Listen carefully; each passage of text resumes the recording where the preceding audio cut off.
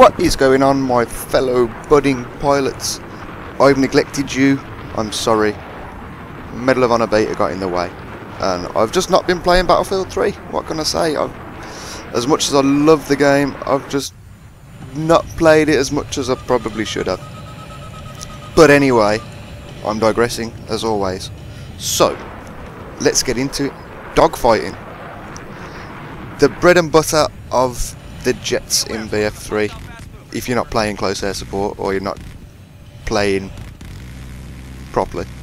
But anyway, dogfighting is probably one of the most difficult kind of skills to master in the game, and it's the difference between enjoying flying a jet or having it really fucking annoy you to a point where you don't want to fly anymore, because there's nothing worse than coming up against a pilot that just fucks you up as soon as you get in the air.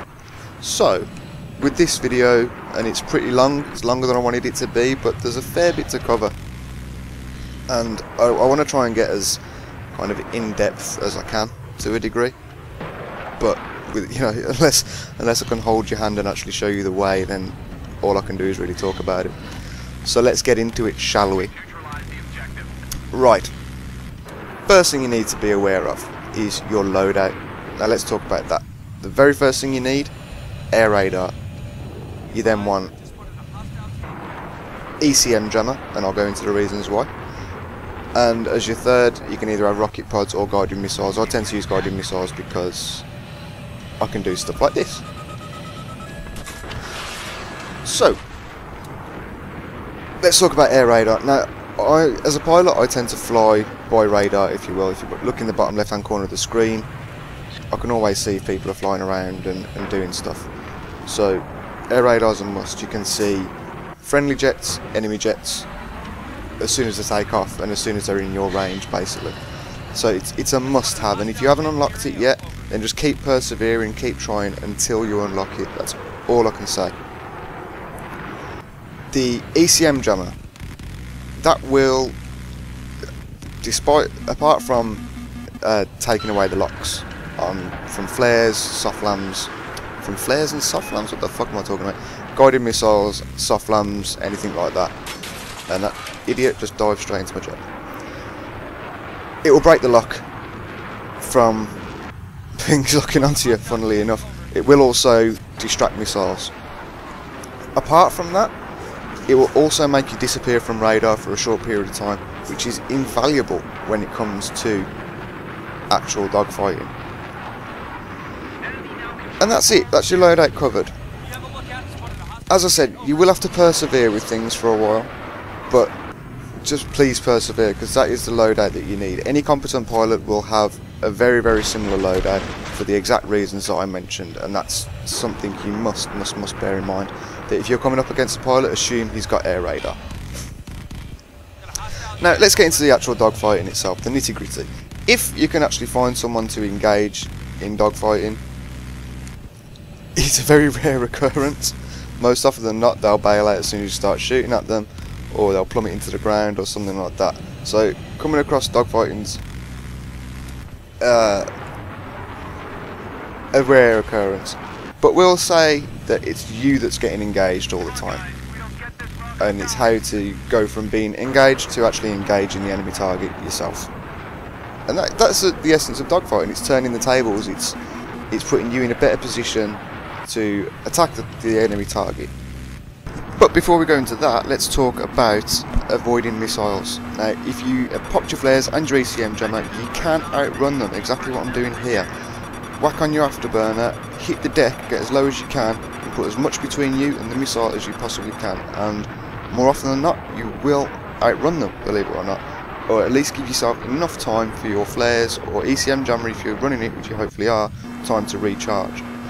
If you don't outrun it and it still hits, as long as you're going full speed with your afterburners on, you will take damage, but it will only take you down to 55% health, which is enough for you to recharge and is enough for you to come back in with your ECM jammers locked.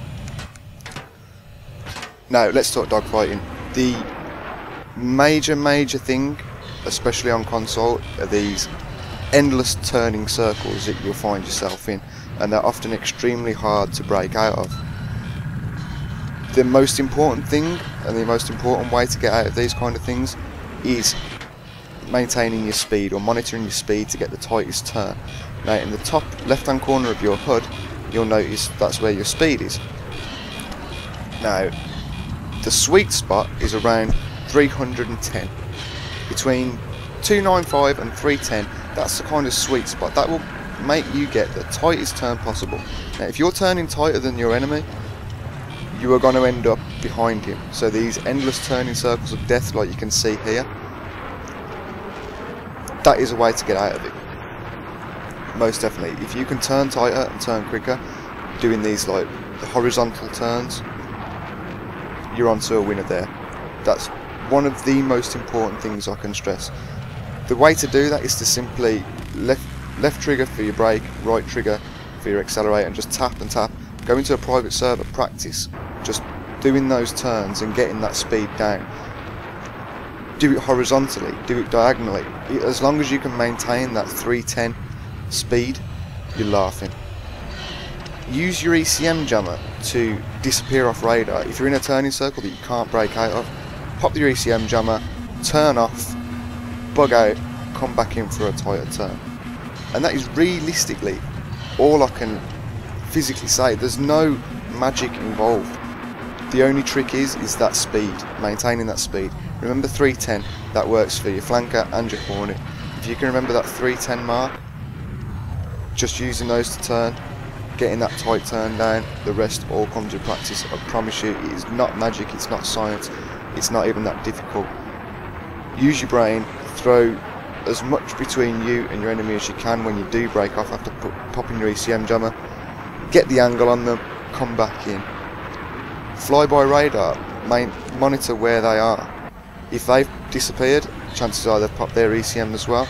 So break off and come back in and look for them again, wait until they reappear.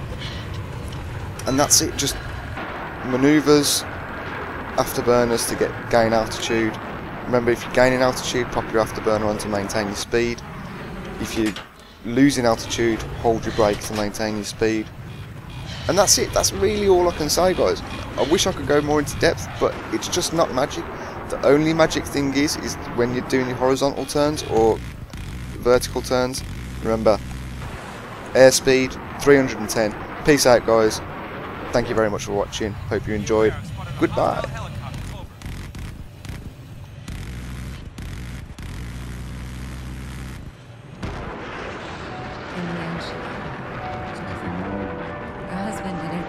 He was a coward, being strong, not giving up. It was just his place to hide. He pushed away the pain so hard, he disconnected himself from the person he loved the most. Sometimes when you win, you lose.